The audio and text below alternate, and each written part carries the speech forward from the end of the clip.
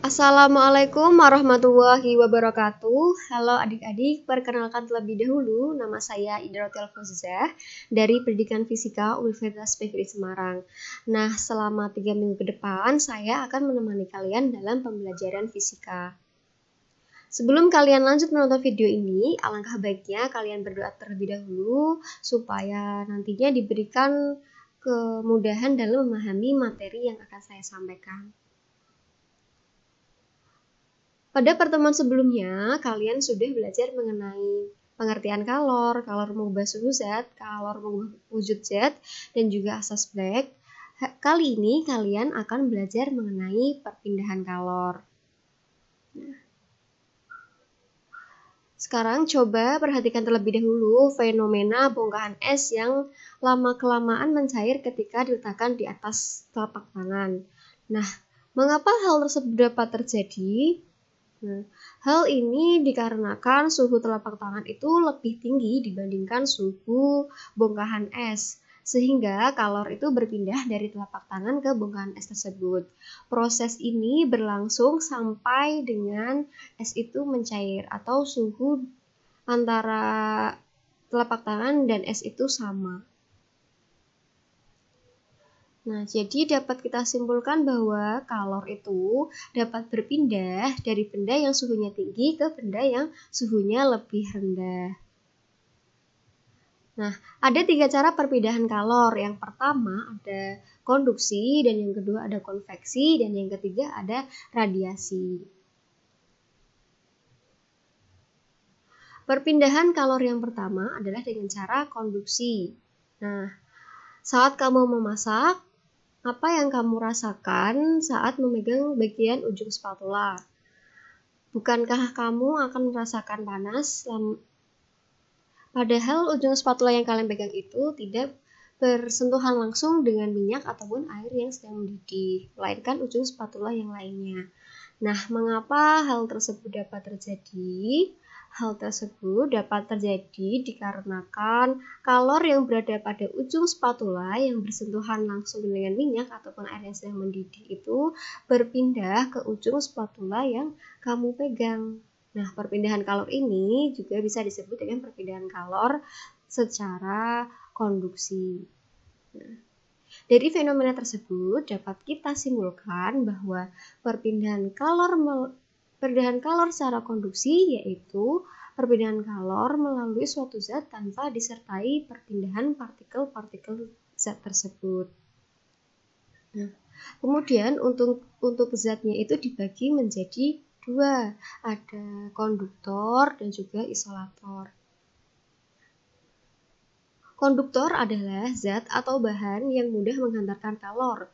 Konduktor dapat mudah menghantarkan kalor karena gerakan-gerakan elektron bebas pada atomnya dapat dengan mudah menghantarkan energi kalor ke elektron atom yang letaknya lebih jauh. Nah, contohnya konduktor itu ada aluminium, baja, dan juga tembaga. Kemudian untuk isolator adalah zat atau bahan yang sukar menghantarkan kalor. Contohnya itu ada plastik, busa, dan juga kain. Kalor konduksi akan mengalir melalui suatu medium atau benda. Nah, perlu diketahui bahwa setiap benda, khususnya benda padat yang dilalui oleh kalor itu pasti memiliki bentuk dan ukuran yang berbeda-beda. Ada benda padat yang panjang, ada benda padat yang pendek, ada juga yang gemuk atau luas penampangnya itu besar, dan juga ada yang kurus atau luas penampangnya itu kecil. Nah, ketika mengalir, kalor juga membutuhkan selang waktu tertentu. Aliran kalor ini bermula dari sisi benda yang memiliki suhu tinggi ke benda yang suhunya lebih rendah. Nah, hal tersebut terjadi karena adanya perubahan suhu. Benda yang nantinya dilewati oleh kalor itu selalu memiliki luas penampang dan juga panjang. Nah, kemudian berdasarkan percobaan yang sudah dilakukan oleh ilmuwan, jumlah kalor yang mengalir itu sebanding dengan perubahan suhunya sebanding dengan luas penambangnya, dan juga sebanding dengan konduktivitas termalnya. Tapi berbanding terbalik dengan panjang atau tebal bendanya tadi. Secara matematis dapat dituliskan yaitu H sama dengan Q per T sama dengan K dikali A dikali delta T per L. Di mana H adalah kalor yang dipindahkan tiap sekonnya dengan satuan J per S. Kemudian Q adalah kalor yang dipindahkan secara konduksi dengan satuan J. A adalah luas permukaan benda dengan satuan meter persegi. Kemudian ada K yaitu konduktivitas termal dengan satuan W per MK. Kemudian delta T adalah perubahan suhu dengan satuan K, dan L adalah panjang atau tebal benda dengan satuan M. Nah, selanjutnya kita akan belajar mengenai menentukan suhu pada sambungan dua batang logam yang berbeda jenis. Nah, untuk secara matematisnya dapat dituliskan yaitu Q1 per T sama dengan Q2 per T. Jadi K1 kali A1 kali delta T1 per L1 sama dengan K2 kali A2 kali delta T2 per L2. Di mana Q1 adalah kalor pada batang logam 1, kemudian Q2 adalah kalor pada batang logam 2, T1 adalah suhu pada batang logam 1, dan T2 adalah suhu pada batang logam 2. Kemudian L1 adalah panjang atau tebal batang logam 1, kemudian L2 yaitu panjang atau tebal batang logam 2. Berikut ini ada contoh soal yang menerapkan dua sambungan tadi ya, dua sambungan jenis logam. Nah, besi panjangnya 4 meter disambung dengan kuningan yang panjangnya 2 meter. Keduanya mempunyai luas penampang yang sama. Apabila suhu pada ujung besi adalah 600 derajat Celcius dan suhu pada ujung kuningan 300 derajat Celcius, bila koefisien konduksi termal kuningan 3 kali koefisien termal besi, hitunglah suhu pada titik sambungan antara besi dan kuningan.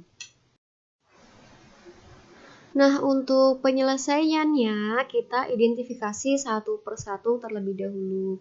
Nah, tadi yang diketahui yaitu panjang besinya 4 meter, kemudian panjang kuningnya yaitu 2 meter, terus luas penambangnya itu sama ya, yaitu A1 sama dengan A2, kemudian suhu pada ujung besi itu 600 derajat Celcius. Kita tuliskan itu T1 sama dengan 600 derajat Celcius. Kemudian suhu pada ujung kuningan yaitu 300 derajat Celcius. Kita tuliskan T2 sama dengan 300 derajat Celcius. Kemudian tadi juga diketahui yaitu konduktivitas termal dari kuningan itu 3 kali dari konduktivitas besinya. Nah, yang ditanyakan adalah suhu pada sambungan besi dan kuningan. Nah, kita perumpamakan yaitu T yang ditanyakan. Nah, kemudian tadi sekarang cara menjawabnya yaitu tadi secara matematis untuk rumusnya yaitu Q1 per T sama dengan Q2 per T. Nah, yang di sebelah kiri ini yaitu sebagai Q1 dan yang sebelah kanan itu merupakan Q2. Kemudian didapatkan itu K1 kali A1 dikali T1 min T per L1 sama dengan K2 kali A2 dikali T min T2 per L2. Nah, K1 diketahui K, kemudian A1-nya A, T1-nya 600 dan yang dicari adalah T per 4. Kemudian K2-nya diketahui itu tadi 3K. Kemudian A2-nya diketahui A. T dikurangi T2-nya tadi diketahui 300 per panjangnya yaitu 2. Sekarang kita bisa coret-coret nih. K yang sebelah kiri kita coret, kemudian K yang sebelah kanan kita coret. Yang sebelah kiri didapatkan 1, yang sebelah kanan didapatkan 3. Kemudian untuk A-nya juga bisa kita coret. A, ini juga A. Nah, setelah itu didapatkan yaitu 600 min T per 4 sama dengan 3T min 900 per 2. Sekarang kita kalikan 600 min T dikali 2 sama dengan 4 dikali 3T min 900. Nah, didapatkan yaitu 1200 dikurangi 2T sama dengan 12T dikurangi 3600. Nah, yang ada variabel T-nya kita jadikan satu ruas. Nah, jadi 1200 ditambah 3600 sama dengan 12T dikurangi 2T. 4800 sama dengan 10T dan T sama dengan 4800 dibagi 10. Jadi didapatkan T itu sebesar 480 derajat Celcius. Nah, selanjutnya yaitu pemanfaatan konduksi dalam kehidupan sehari-hari. Salah satunya yaitu pada setrika listrik. Nah, prinsip kerja pada setrika listrik ini adalah mengubah energi listrik menjadi energi panas. Bila setrika dihubungkan ke sumber tegangan listrik dan setrika itu dalam kondisi hidup atau on, maka arus listrik mengalir melalui elemen pemanas yaitu alas besi tebalnya. Letaknya ini ada di bawah ya. Di bawah ini merupakan elemen pemanasnya. Nah, dengan adanya arus listrik yang mengalir ini, alas besi tebal akan membangkitkan panas. Panas ini kemudian disalurkan secara konduksi pada permukaan dasar setrika. Nah, itu yang menyebabkan mengapa permukaan dasar setrika itu menjadi panas.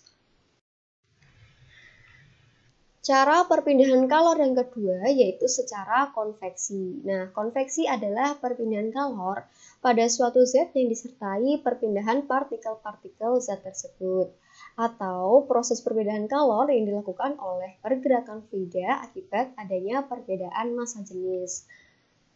Nah, ada dua jenis konveksi nih. Yang pertama itu konveksi alamiah dan yang kedua adalah konveksi paksa.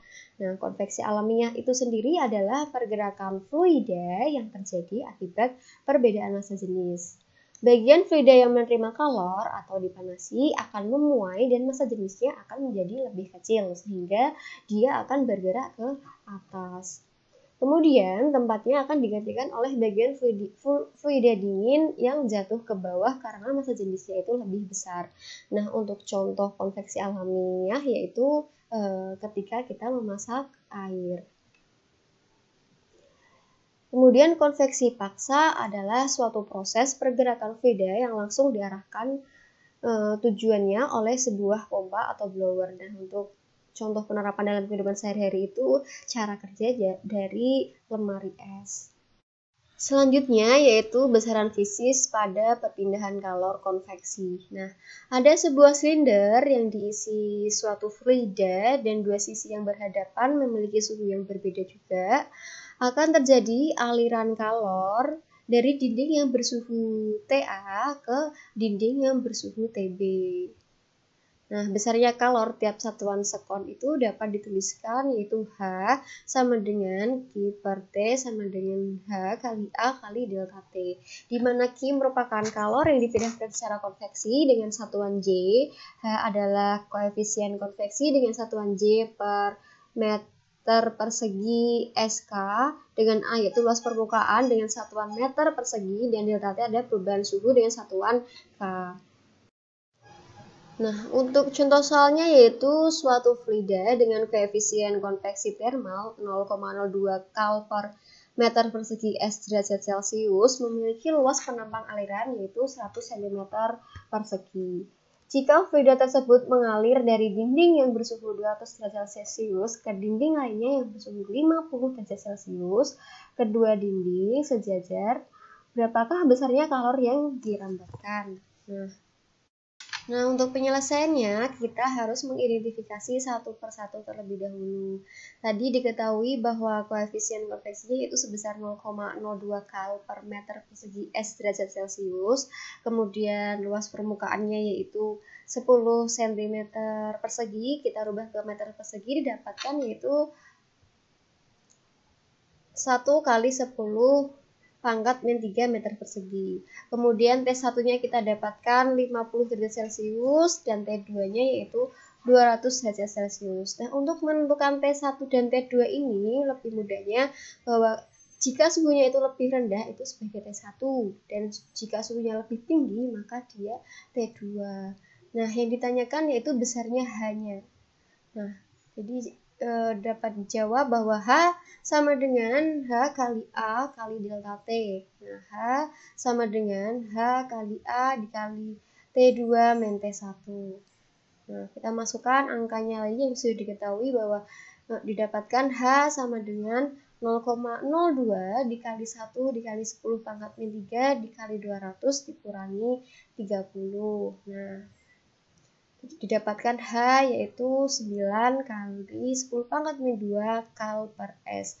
Nah, kita rubah satuannya menjadi J per S atau Joule per sekon. Nah, 1 kal itu 4,2 Joule. Jadi 9 kali 10 pangkat min 2 ini kita kalikan 4,2. Didapatkan hasilnya yaitu H sebesar 37,8 kali 10 pangkat min 2 Joule per sekon. Kemudian, untuk pemanfaatan konveksi dalam kehidupan sehari-hari adalah peristiwa angin darat dan angin laut.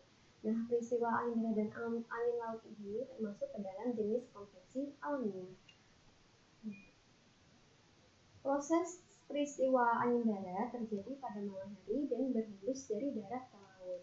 Hal ini dikarenakan pada malam hari udara di atas laut lebih panas dari udara di atas darat, sehingga udara di atas laut naik digantikan udara di atas darat.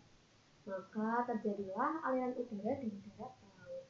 Nah, angin darat ini dimanfaatkan oleh nelayan untuk menuju ke laut guna menangkap ikan. Itu alasan mengapa nelayan berangkat ke laut itu pada malam hari.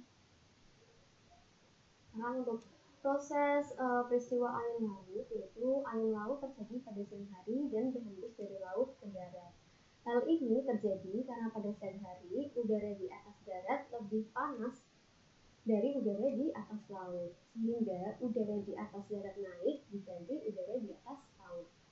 Maka terjadilah aliran udara dari laut ke darat. Nah, angin laut ini dimanfaatkan oleh nelayan untuk pulang setelah menangkap ikan. Cara ketiga perpindahan kalor yaitu radiasi. Nah, radiasi adalah perpindahan kalor tanpa melalui zat perantara atau perpindahan kalor dalam bentuk gelombang elektromagnetik. Penyerap kalor radiasi yang baik dan buruk. Nah, apa yang kalian rasakan ketika siang hari itu memakai baju hitam dan apa yang kalian rasakan ketika pada siang hari kalian memakai baju berwarna putih atau yang berwarna terang. Nah, pastinya ketika kalian memakai baju berwarna hitam itu akan merasa lebih panas. Nah, hal itu dikarenakan pada siang hari baju hitam itu menyerap kalor radiasi lebih baik dibandingkan baju yang berwarna putih atau baju yang berwarna terang. Nah, tapi pada malam hari baju hitam itu terasa lebih dingin daripada baju yang berwarna putih ataupun yang berwarna lebih terang. Hal ini terjadi dikarenakan pada malam hari baju hitam itu memancarkan kalor radiasi lebih baik daripada baju yang berwarna putih ataupun yang berwarna terang. Dari fenomena tersebut dapat kita simpulkan bahwa permukaan yang hitam atau kusam adalah penyerap kalor radiasi yang baik sekaligus pemancar kalor radiasi yang baik pula. Terus untuk yang kedua yaitu permukaan yang putih dan berwarna terang adalah penyerap kalor radiasi yang buruk sekaligus pemancar kalor yang buruk pula.